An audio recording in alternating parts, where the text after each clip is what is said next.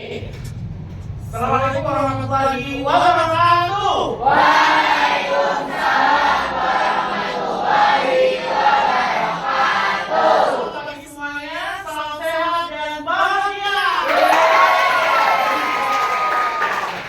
Bagaimana kabar hari ini? Sehat semua? Alhamdulillah luar biasa. Allahu Akbar. Perasaan kalian hari ini gimana yuk?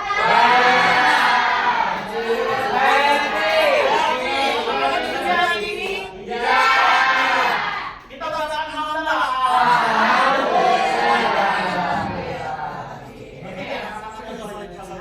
Sebelum mengalami kegiatan pembelajaran sejarah pada pagi hari ini, Bapak ingin tahu dulu bagaimana kondisi saraf kita, terutama kebersihan. Jadi coba tengok ke bawah. Nah, silakan kalau ada sampah. Bersih. Iya. Oh iya. Ayo, silakan. Buangkan tempatnya. Ayo, silakan bawa tempatnya.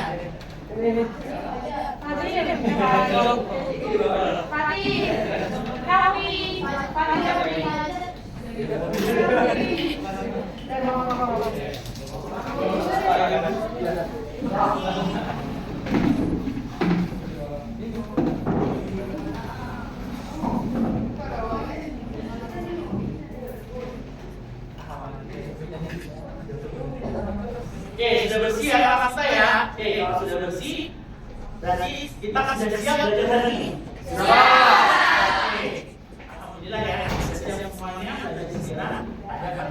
Oke, sebelumnya ketua kelasnya untuk memimpin berdoa. Sebelum belajar baiknya kita doa. Berdoa mulai. Bismillahirrahmanirrahim. Raditu billahi rabba wa bil islami dina wa bi Muhammadin nabiyya wa rasulah. Rabbi zidni ilma warzuqni fahma bi rahmatika ya arhamar rahimin. Jadi kita sudah siap untuk memulai kegiatan pembelajaran sejarah. Oke, anak-anak, ya. Coba tengok kanan, tengok kiri. Nah, hari ini yang masuk siapa? Alhamdulillah apa?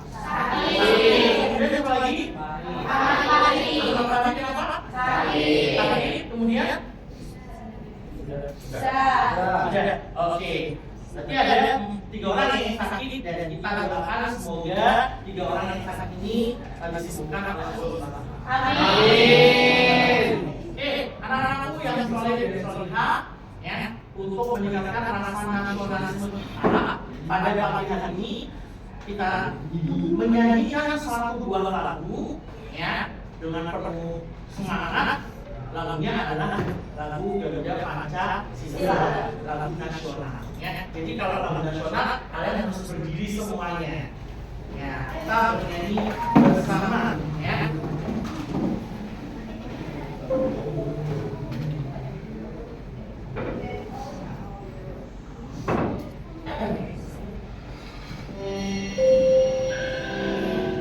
Posisi sempurna.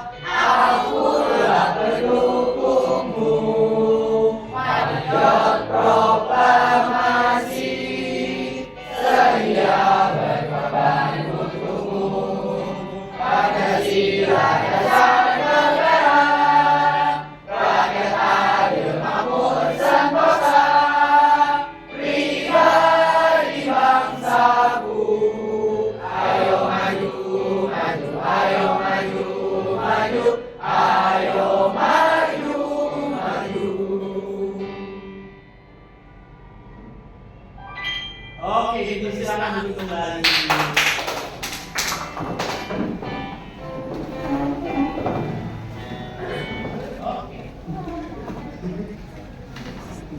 Oke.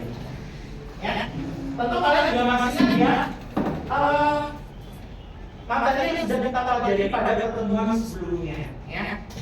Materi ini terkait dengan apa yang menjadi latar belakang kedatangan bangsa Eropa ke Nusantara. Kita jangan tuh tadi apa yang latar belakangi orang Eropa datang ke Nusantara. Jatuhnya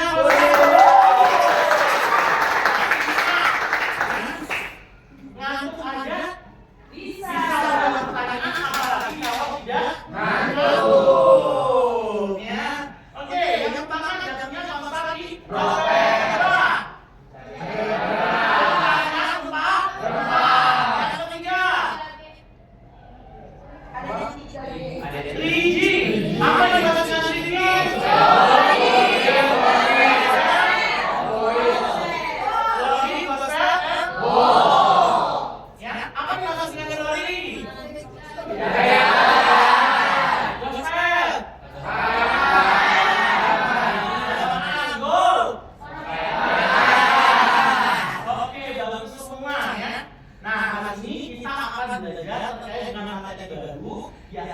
Proses kedatangan bangsa Eropa ke Nusantara. Tentunya kalau kita berbicara terkait proses, cara berpikir sejarah yang kita gunakan adalah cara berpikir secara diakronik, ya.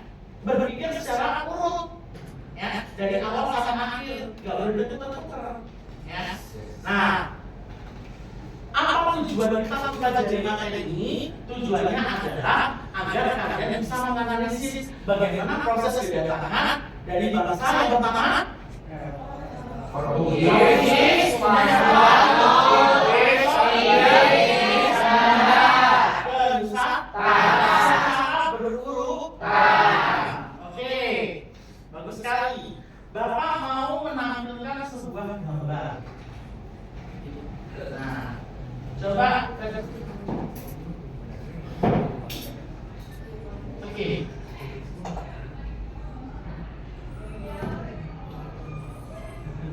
Atau tidak, silakan dilihat di HP-nya masing-masing. Tadi sudah saya kirim, ya, Bapak kirim. Oke, ini.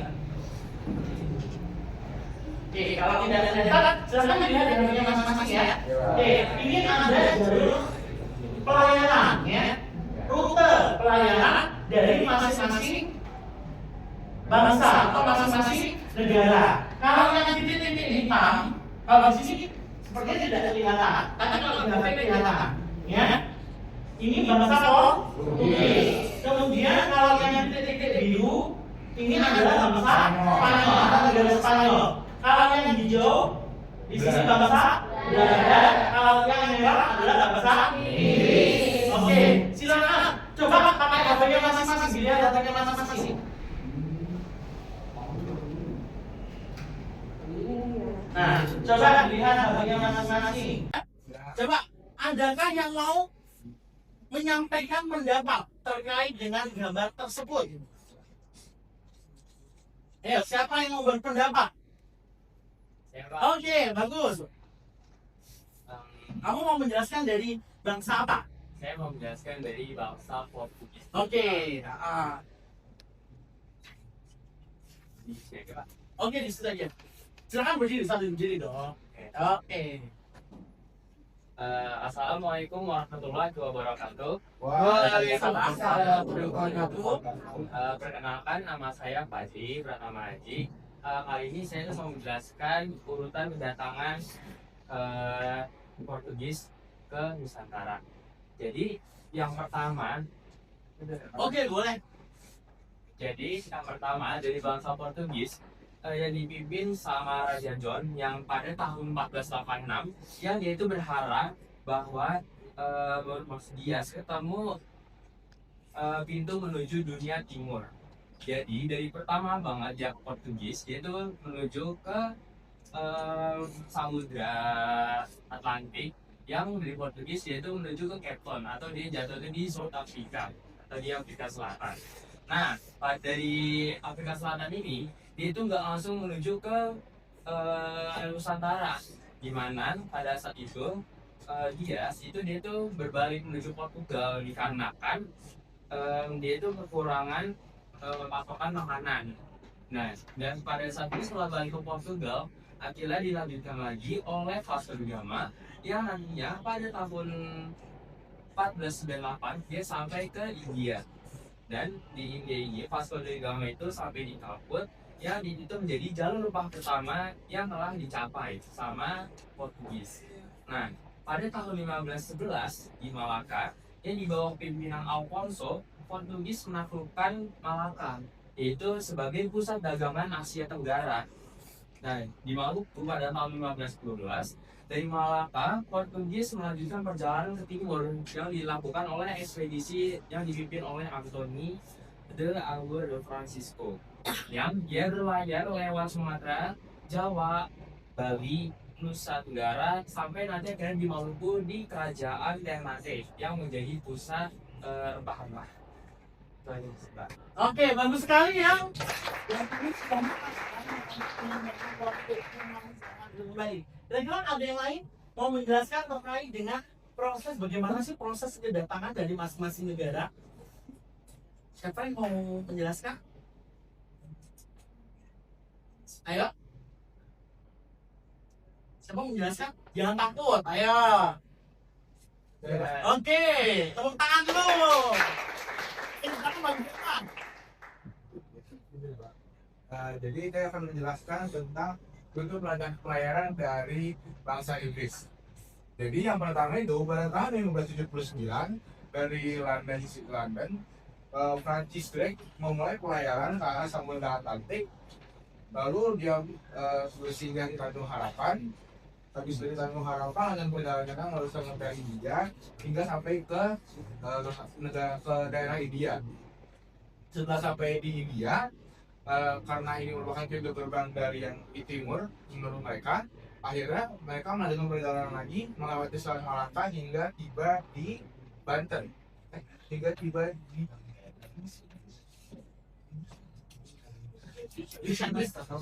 di Banten ya Pak, tiba di Banten. Jadi Inggris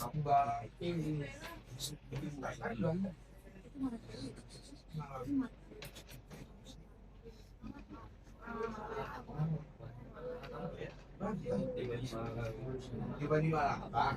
Habis itu menjadikan Banten sebagai pusat dagang pertama di Nusantara oleh Inggris. Nah, habis itu dia juga membuka kantor dagang untuk membeli lada. Oke, tepuk tangan. Ada yang lain mau menyampaikan pendapatnya? Nah, untuk menjabarkan semua, untuk menganalisis bagaimana proses kedatangan, di sini sudah Bapak bentuk kelompok yang sudah kita tentukan kemarin ya. Nah, di sini sudah ada kelompok mana? Kelompok Belanda. Kelompok Belanda. Mana suaranya kelompok Belanda? Ya, kalau suara. Ya, kelompok Portugis. Mana kelompok Portugis? Mana kelompok Inggris? Spanyol. Mana kelompok Inggris? Portugis. Mana kelompok Belanda? Mana kelompok semuanya? Semuanya sudah siap semua. Nah, di situ Bapak juga sudah membagikan KPD terhadap terkait dengan bagaimana proses kedatangan bangsa Eropa ya. Silakan dikerjakan. Nah, dikerjakannya kalian boleh melihat dari beberapa literatur ya, dari artikel ataupun dari YouTube ya, dari sumber-sumber yang kredibel yang dapat dipertanggungjawabkan ya. Silakan dikerjakan ya. Sekarang dimulai.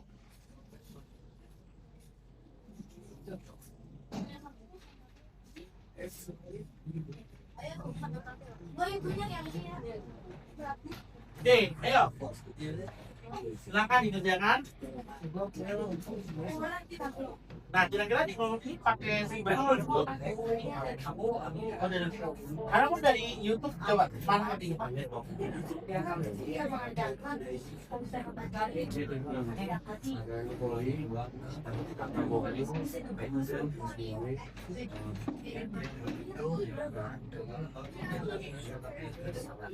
siapa ini? Coba silakan buka YouTube. Bisa.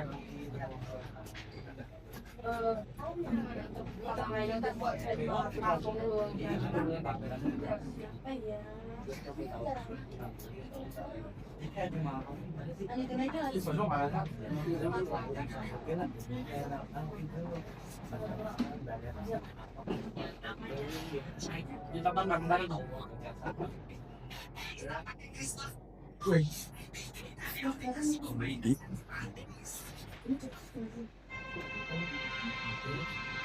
Kalau lebih, kira-kira mau pakai itu enggak? Di YouTube juga ada kok.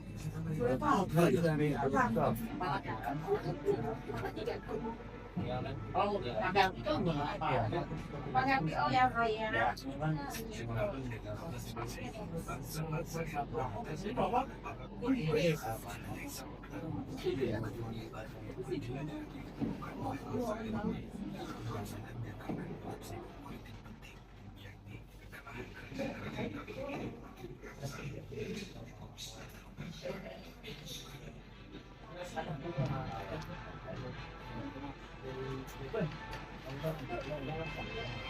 Ini di sini mau pakai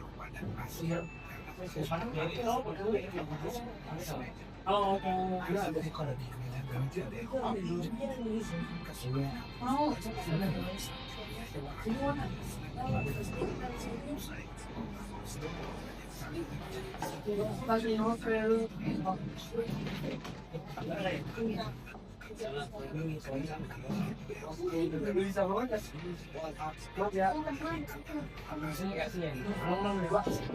kalau dari video ini nanti hanya apa namanya di sini lubangnya terlalu luas sampai gitu ya VOC itu nggak bisa ada pada instansinya ada sebanyak lubang sampai yang bisa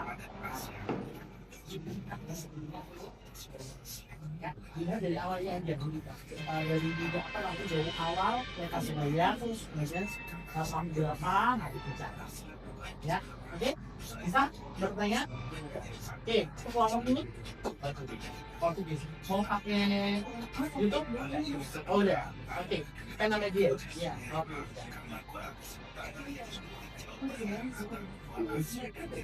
oke sakannya sambil dicatat di RNAPD-nya ya.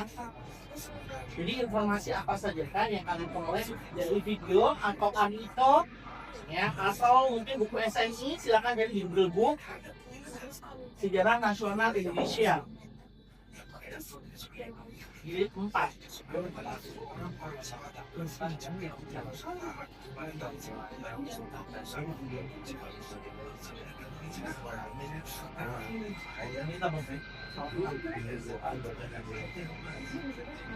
Ya, ada pertanyaan?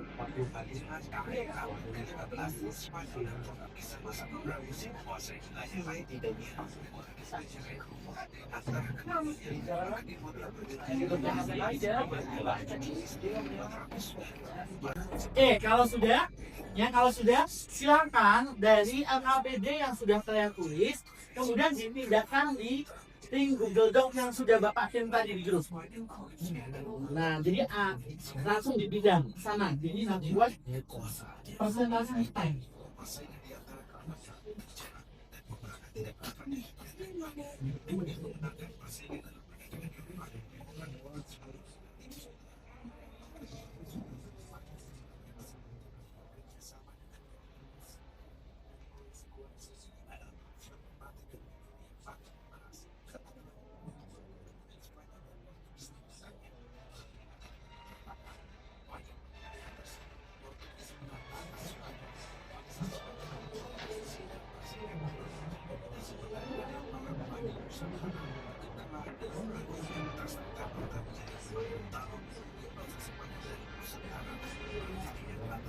Ini kelompok Portugis ya, kelompok Portugis yang menuliskan tinggal strateginya saja. Untuk Portugis,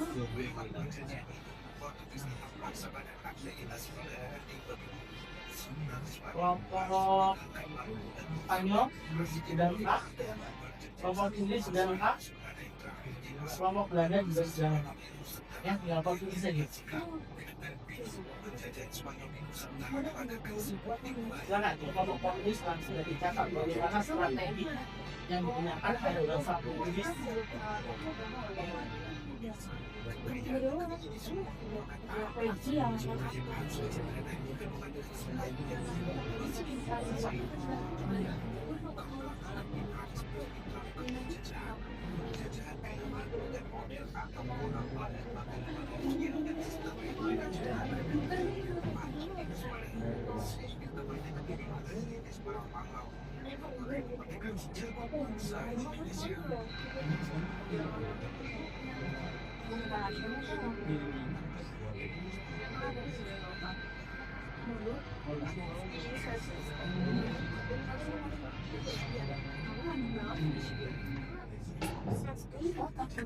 Oke, sudah siap ya? Untuk masing-masing kelompok, apakah sudah siap presentasi? Untuk masing-masing kelompok? Sudah. Kelompok Belanda sudah siap? Kelompok Spanyol? Sudah Pak. Siap. Tinggal kelompok Portugis saja ya. Hasilnya. Jadi nanti presentasinya adalah di tempatnya masing-masing. Silakan kalian berdiri kemudian menjelaskan terkait dengan apa yang sudah kalian tuliskan, yang sudah kalian catatkan di Google Docs. Ya. Nah nanti ini nanti Bapak share ke kalian buat referensi pembelajaran kita.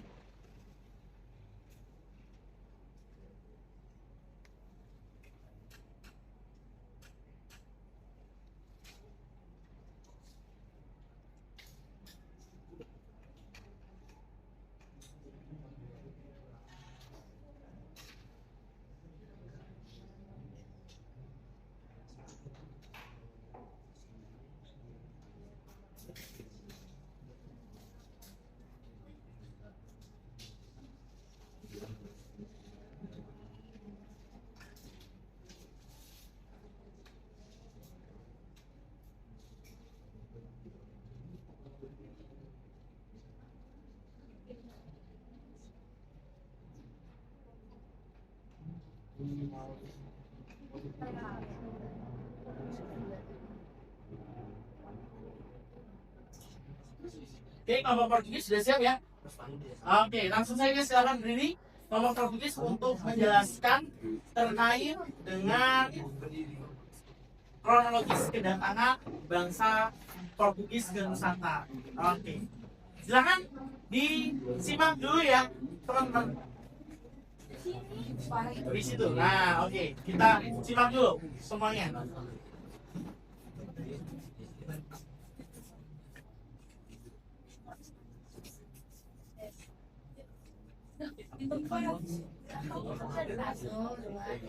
Assalamualaikum warahmatullahi wabarakatuh. Waalaikumsalam warahmatullahi wabarakatuh. Jadi kami dari kelompok Portugis akan menjelaskan bagaimana urutan kedatangan bangsa Portugis ke Nusantara. Jadi yang pertama itu urutan kedatangannya dari bangsa Eropa itu tuh dari Lisbon di Portugis pada tahun 1486 yang Raja John berharap pada Portugis untuk mencari pintu menuju dunia timur. Setelah itu Portugis berangkat dari Lisbon menuju Samudra Atlantik, menyusuri pantai Afrika Barat dan singgah di Tanjung Verde, Guinea, lalu melanjutkan perjalanan menyusuri pantai Barat Afrika. Dan akhirnya pada tahun 1487 tiba di Tanjung Harapan.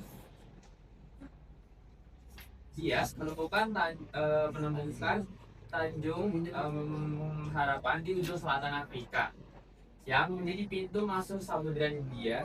Dari Tanjung Harapan kapal Portugis menuju timur laut dan singgah di Mozambik, Mombasa, dan Malini. Lalu pada tahun 1498 tiba di India. Vasco da Gama sampai di di Kaliput yang menjadi jalur rempah pertama yang berhasil dicapai oleh bangsa Portugis.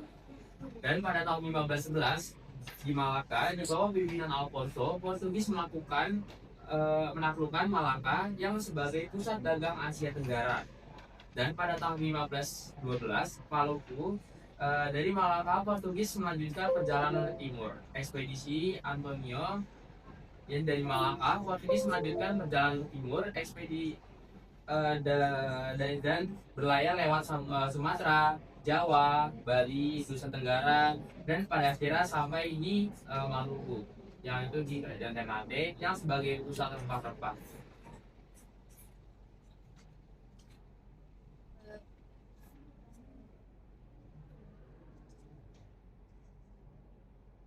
Oke, ada pertanyaan? Kira-kira? Oke, kalau tidak ada pertanyaan, silakan duduk kembali dan kita berikan applause. Ya, tadi sudah dijelaskan secara detail ya bagaimana proses kedatangan bangsa Portugis. Mulai dari tahun berapa? Tanggal itu tahun 1487 dan sampai ke wilayah Nusantara tahun menguasai Malaka tahun 1511. Ya, coba kita lihat ya. Ya. Coba kita lihat dari masing-masing bangsa yang ada Portugis, kemudian ada Spanyol, kemudian Inggris, Belanda. Kira-kira strateginya berbeda atau sama? Beda. Kalau Portugis dia langsung menguasai pelabuhan Malaka. Yang sedangkan untuk Spanyol aliansi menyebarkan agama Katolik. ya, kalau Spanyol dia langsung menguasai Malaka atau tidak? Tidak. Dia langsung di Nusantara. Dia langsung ke Spanyol. Dia langsung ke Maluku. Jadi dia langsung menguasai wilayah penghasil rempah-rempah. Sedangkan Portugis dia yang dikuasai adalah pelabuhannya dulu nih. Saya kuasai baru nanti menuju ke penghasil rempah-rempah. Ya. Jadi dari masing-masing bangsa ini memiliki strategi yang berbeda, ya. Ada kalau Inggris Perdagangan pertama kali datang kemana?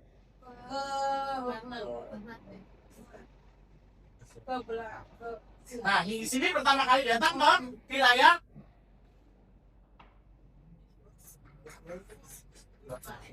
sebelum tahun 1902.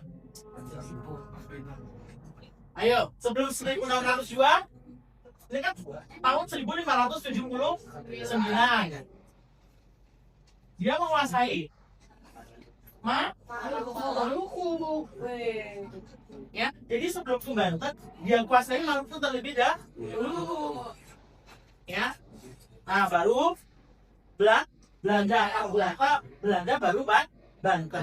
Ya, jadi masing-masing bangsa memiliki strategi yang berbeda. Kalau Portugis, pelabuhan yang terbesar pada waktu itu. Spanyol, Tidore. Kemudian Inggris, Maluku, termasuk Banda yang dikuasai oleh Inggris. Kemudian Belanda pertama kali di Banda. Oke, coba lihat HP masing-masing. Oke, silakan bergabung di menti.com. Kemudian passwordnya 63259012. Oke, jadi coba apa hal baru yang kalian pahami dari proses kedatangan bangsa Portugis, Spanyol, Inggris, dan Belanda ke Nusantara? Kira-kira hal baru apa? Apa hal baru? Satu kata aja.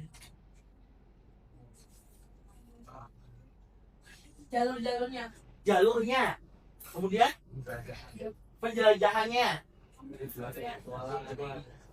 tujuannya, kemudian strateginya, tokoh-tokohnya. Oke, kemudian pertanyaan yang kedua.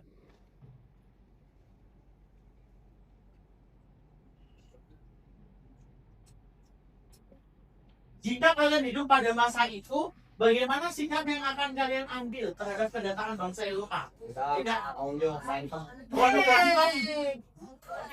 Usir, menolak, Berontak. memberontak, Perjanjian, Pak. Hah? Perjanjian. melakukan perjanjian, jualan jualan. Ini menolaknya. Oke. Oke, anak-anak semua, kira-kira apa yang dapat kita simpulkan dari pembelajaran hari ini? Ayo, satu anak yang mau menyimpulkan, silakan Pak. Oke. Kira-kira kesimpulannya apa? Kesimpulan itu dari materi ini kita belajar bahwa kedatangan bangsa Eropa ke Nusantara bukan hanya membawa perdagangan, tetapi juga penjajahnya yang merugikan rakyat. Kami juga menyadari pentingnya persatuan bangsa untuk melawan penjajahan. Selain itu, sejarah membentuk pelajaran agar Indonesia lebih maju di bidang ekonomi agar tidak dikuasai oleh pihak luar. Oke, tepuk tangan ya. Intinya kita sebagai peserta ini kita sekarang harus berlomba-lomba untuk berprestasi. Ya, kita yang bisa menjaga kedaulatan bangsa Indonesia. Siapa yang tahu bukan? Kita. Oke, anak-anakku yang salih dan salihah, pada pertemuan selanjutnya kita nanti akan mempelajari terkait dengan apa sih dampak dari penjajahan bangsa Eropa. Ya, dampaknya apa dalam bidang ekonomi, kemudian dalam bidang sosial, budaya. Nah, nanti kita juga akan mempelajari. Tapi sebelum dampaknya, kita harus tahu dulu nih bagaimana perkembangan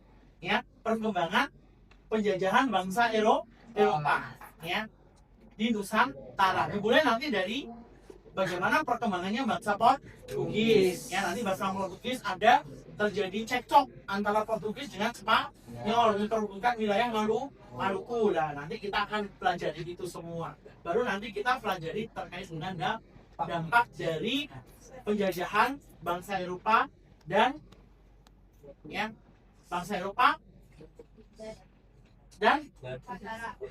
Portugis. Dan Inggris. dampaknya Dan Taiwan. Dampak tuh dan akibat efek samping. ya, kita sudah belajar terkait dengan tadi proses tidak pertimbangan dan dampaknya penjajahan di Nusantara. Tadi ada pertanyaan sebelum Bapak tutup? Oke, karena tidak ada pertanyaan, mari kita akhiri pembelajaran sejarah hari ini dengan membaca Majlis